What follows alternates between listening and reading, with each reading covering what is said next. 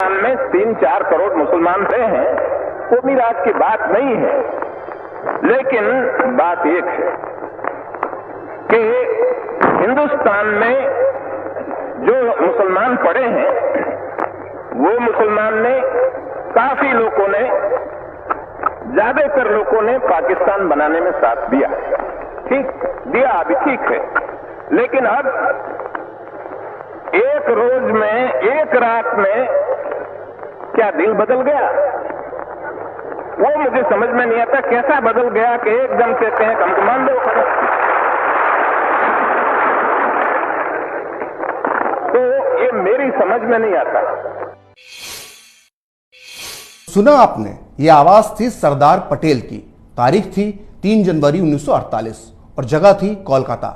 सरदार पटेल का जो भाषण आपने सुना है, उसमें वो हिंदुस्तान के उन मुसलमानों की बात कर रहे हैं जो आजादी के बाद भारत में ही रह गए थे। आपने सुना होगा, सरदार पटेल ने कहा कि जो इस वक्त यानी आजादी के तत्काल बाद 3-4 करोड़ मुसलमान भारत में पड़े हैं, उनमें से ज्यादातर ने पाकिस्तान बनाने में साथ दिया था। आपने इस भाषण में सरदार पटेल इस बात पर हैरानी भी जता रहे हैं कि जिन मुसलमानों ने कल तक पाकिस्तान बनाने में साथ दिया था, आज अचानक एक दिन में उनका दिल कैसे बदल गया। दरअसल सरदार पटेल ने इतनी बड़ी बात, इतनी गंभीर बात और इतनी साफ बात ऐसे ही नहीं कर दी थी। हकीकत में इतिहास का ये वो काला सच है जो आज तक आपसे छुपाया गया है, लेकिन आज सच सामने आएगा और आंकड़ों के साथ आएगा।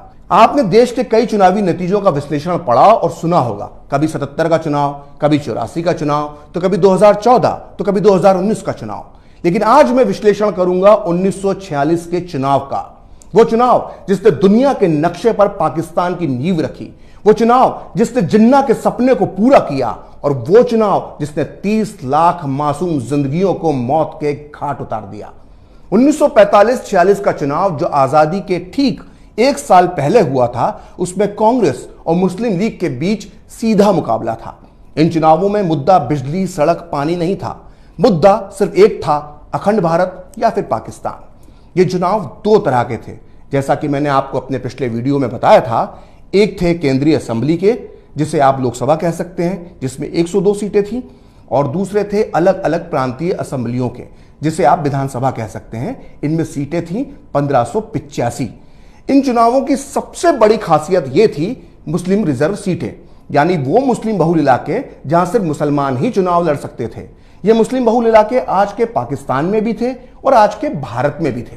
हालांकि एकीकृत भारत में मुस्लिम आबादी 24% ही थी, लेकिन मुस्लिम लीग की जिद और कांग्रेस के सरेंडर करने की वजह से करीब 30% सीटें मुसलमानों के लिए आरक्षित कर दी गईं।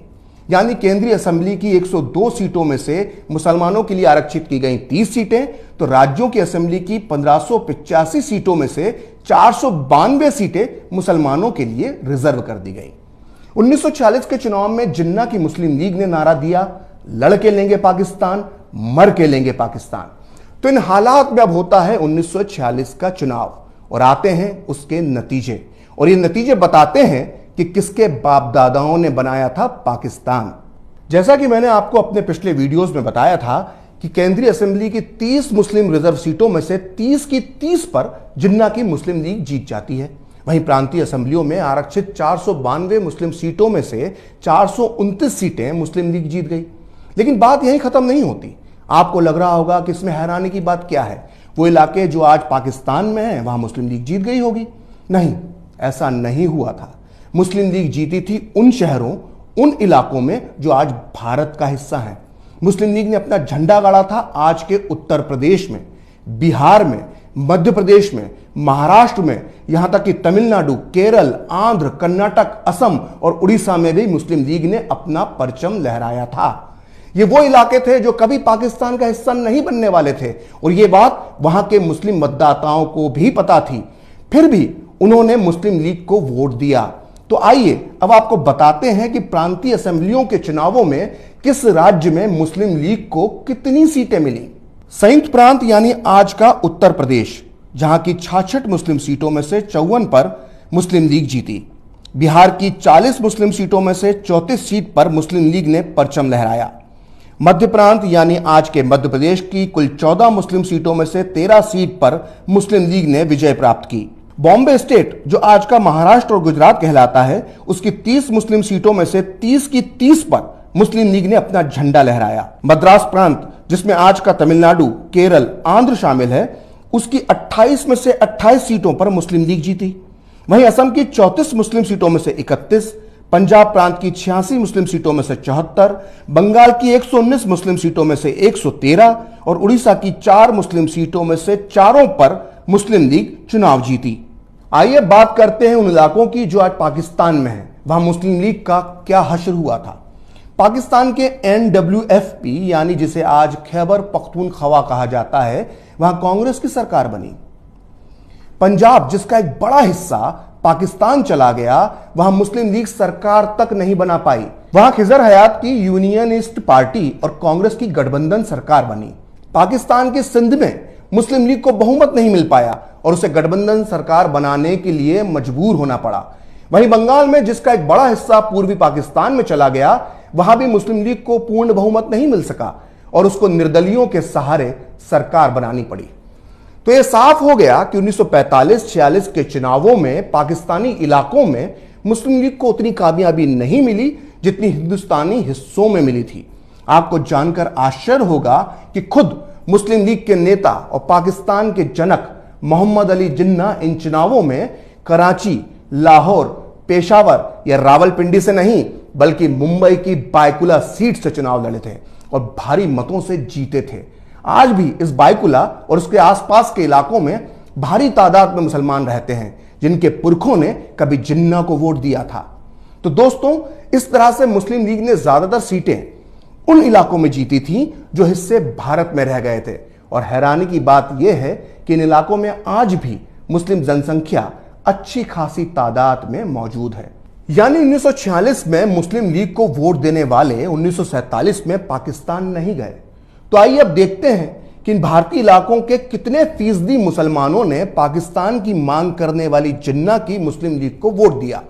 ये आंकड़े बहुत चौंकाने वाले हैं, इन्हें ध्यान से देखिएगा। 1946 के चुनावों में मुस्लिम रिजर्व सीटों पर 89.5% मुसलमानों ने मुस्लिम लीग को वोट दिया। वहीं सिर्फ 4.5% मुसलमानों ने ही कांग्रेस को वोट दिया और बाकी 6% मुसलमानों ने अन्य मुस्लिम कट्टरपंथी पार्टियों को वोट दिया। यानी 1946 के चुनाव में करीब 95.5% मुसलमानों ने पाकिस्तान मांगने वालों को वोट दिया और सिर्फ 4.5% वोट दिया कांग्रेस यानी भारत के पक्ष में। तो सोचिए, भारत की आजादी से ठीक पहले सिर्फ 4.5% मुसलमान भारत के साथ खड़े थे और 95.5% मुसलमान पाकिस्तान जिंदाबाद का नारा लगा रहे थे। अब सवाल यह उठता है कि आखिर भारत के जिन मुसलमानों ने पाकिस्तान के नाम पर वोट दिया, उनमें से कितने लोग पाकिस्तान गए? ये वो सच है जिसे जानने के बाद आप चौंक जाएंगे।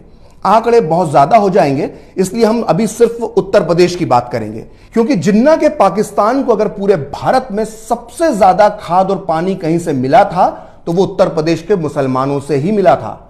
आंकड़ों के आधार पर हम ये मान लेते हैं कि 1946 के चुनाव में तब के यूनाइटेड प्रोविंस यानी आज के उत्तर प्रदेश में करीब 95% मुसलमानों ने मुस्लिम लीग को वोट दिया था।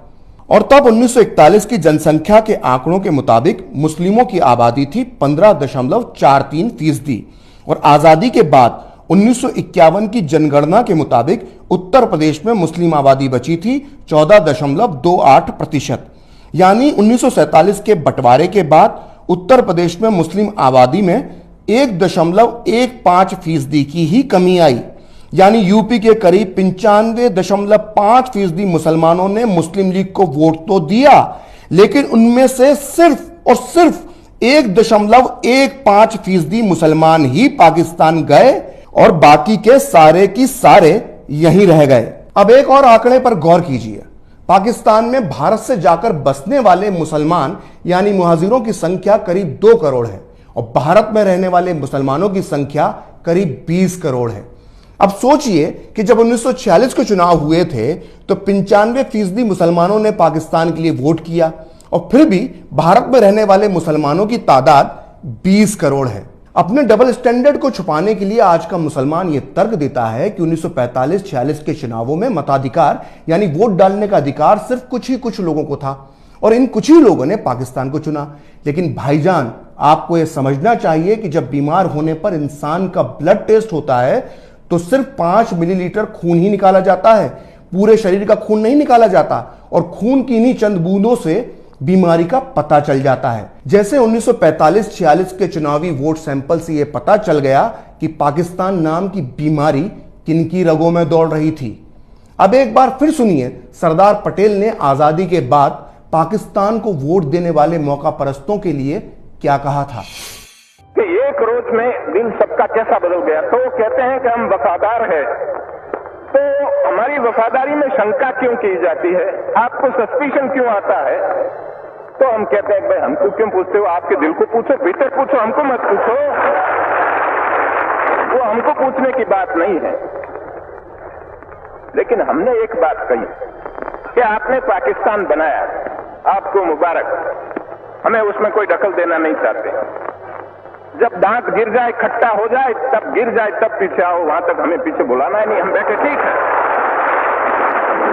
कोई कहते हैं कि हम आखिर पाकिस्तान और हम एक हो जाए। मैं कहता हूं कि मेहरबानी करके ऐसी बात न करो, वो कैसे रहने दो। तो अगली बार कोई आपके सामने कहे कि हमारे बाप दादाओं ने अपनी इच्छा से हिंदुस्तान में रहने का फैसला किया था, तो उसको 1946 का चुनाव आंकड़ों के साथ बताइएगा।